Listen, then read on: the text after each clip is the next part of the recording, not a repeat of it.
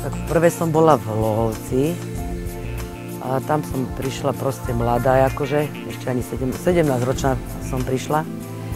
No a tam ma prijali ako normálne, ako keby som už hrala hádzanú neviem koľko rokov a bol tam veľmi dobrý kolektív.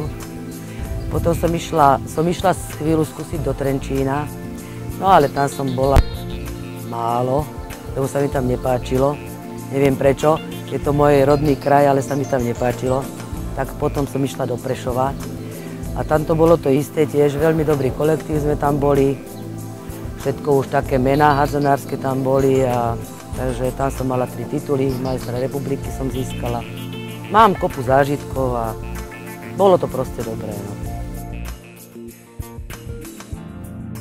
No tak ja si myslím, že terajšia hádzaná je taká bez srdiečka, že to není také, jak my keď sme začínali, že fakt sme dali do toho všetko. No a keď tam není to srdce, takže není o čom. No. Takže teraz je to všetko len o peniazoch, takže to je...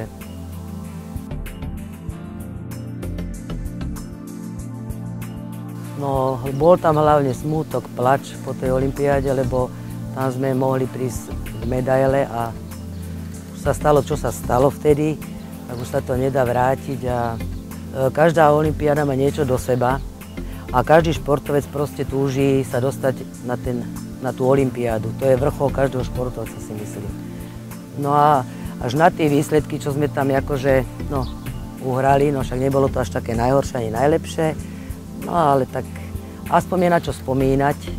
A ja som bola taká priebojná, no, taký dríč a chtíč a neraz som bola modrá, želiaká, dobitá, ale furt je na čo spomínať, hovorím, no, takže a dosť.